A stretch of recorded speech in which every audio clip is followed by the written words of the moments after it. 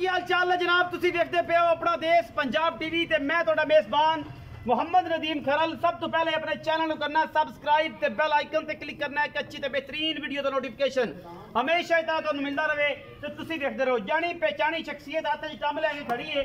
ये जनाब नाहौल dairy farm है और जनाब उतो जनाब लैके आए हैं जनाब बेहतरीन एक पैलेंट झोटी है खास नीली बार दी सादे मोहतरम जनाब सलफखर नाहौल जनाब डेरे दी जनाब जीनत झोटी है। लेने देने हमेशा इस तरह मुकद्दर ने ये जनाब मेले लाई फिरती है। बाकी गल्लां उस्ताद साहब ना होणगियां उस्ताद फखर नाहौल दे नाल कि जनाब इनदा की हिसाब किताब है और जनाब इनदे की गल्लां बातां ने। ये जनाब फखर है जनाब नाम भी फखर है ते होते का भी फखर है। फखर नीली है जनाब उस्ताद फखर नाहौल और जनाब जानी पहचानी शख्सियत है। जिन्ने भी दोस्त ने गुजरावाला गुजरात सियालकोट या अगे पिछे उन्होंने जनाब ये जनाब डेरे की जनाब जीनत बनी है और जनाब झोटी पहलन अपना देश पंजाब टीवी से बनाती है जीनत अल्लाह तआला दे रसूल दे सुपुर्द इंशाअल्लाह। ये जनाब बड़ी खूबसूरत झोटी है। अपना देश पंजाब टीवी ने जनाब तुहाडे वास्ते हमेशा अनमोल तो खूबसूरत और बेहतरीन पीस लैके 3 फुट चौड़ा जनाब पुट्ठा झोटी नूं मुठ मुड़दा रुग रुग दा थन लग्या है। पहलन झोटी है और जनाब लामा बिल्ली अख मथे तो हल्की जी फुल्ली कतरी कतरी मैनू सिर बड़े सोहने सुथरे पैर खा लो उस्ताद जी सफारी ते आज बिस्मिल्लाह करके आपा जनाब ये नाल लाने ने हिसाब किताब सारे इस झोटी दे तुसी दसनियां ने सारियां गल्लां अज कि जनाब मैं नीली दी है नहीं नीली दी की गल बात है। ये जनाब तुसी उस्ताद मदर थोड़ा जिहा टोर के विखाओ जी ते आपा जनाब उस्ताद फखर नाल सारी गल्लां कर लैने टोरो जी। मैं दी पूरी तसल्ली कराओ जी ते कैमरामैन साहब ऐ पूरियां ना हर शय विखानी है फिजिकली तौर ते झोटी दसे कि बुझे कि जनाब मैं तो बच्चा वां और कैमरामैन ने मैनू ऐन अच्छे तरीके नाल विखाया जिन्नी मैं सोहनी हैगी हाँ।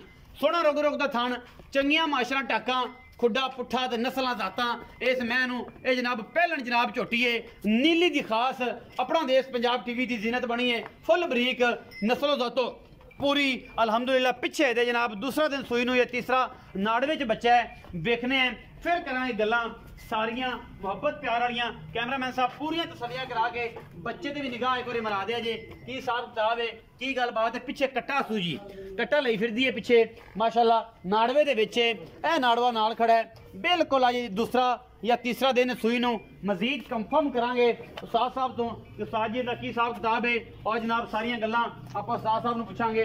आओ जी उस्ताद जी इत्थे आओ फखरे नीली जनाब उस्ताद फखर नाहौल अस्सलाम वालेकुम सर।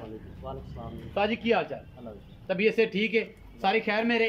ये जनाब उस्ताद जी पहलन झोटी विखाई है ये मुंह का कोई पता चौगी छिगी दोंदी कट्टी की सारा कुछ तो कोई पता नहीं छगी है पूरी तसल्ली नाल मतलब कोई टेंशन वाली गल नहीं। पहला सुआ सुई कदों सुई? बस 2 दिन हो गए।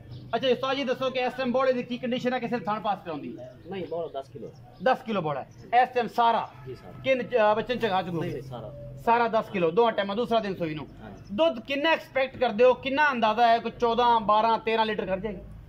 ये जेडी झोटी है इन्हों करना तो चाहिए 22-23 लीटर 12-13 लीटर के 22-23 लीटर 22-23 लीटर 2 टाइम मतलब करना चाहिए जितनी बड़ी इस झोटी नूं जी हुण 10 किलो कर दी कदे तुहाडे तजर्बे च गल होई कि झोटी 10 किलो कर दी ते मेरे तो बाद कोई 15-17-18 लीटर कर गई कोई मैं कर गई बिल्कुल कर दिया ने खास नीली दी महीने कोई पता मतलब पूरी तसल्ली बख्श गल्लां ने तुहाडी उम्र होगी इस काम दे विच तुसीं माशाअल्लाह 40-42 साल दे हो गए हो। ਅਸੀਂ ਜਿਹੜੀਆਂ ਦੇ 4 ਕਿਲੋ ਚੋਇਆ ਹੋਇਆ ਨਾ ਉਹ ਇਨਸ਼ਾਅੱਲਾ 20 ਨੂੰ ਪਹੁੰਚੇ 20 ਨੂੰ ਪਹੁੰਚੇ ਇਹ ਤੁਹਾਡੇ ਤਜਰਬੇ ਚ ਗੱਲ ਇਹ ਨਸਲ ਦੱਸਿਆ ਇਹ ਨਸਲ ਦੱਸੇ ਰਹੇ ਕੀ ਮੁਹੱਬਤ ਪਿਆਰ ਵਾਲਾ ਮੁੱਲ ਕਰਦੇ ਹੋ?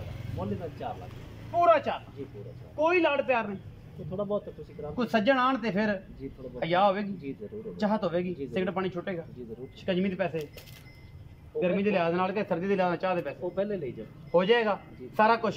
इस साहब ने जनाब 4 लाख रुपए डिमांड की है ये पहलन झोटी की कहते हैं कि बड़ी खास नीली की झोटी है।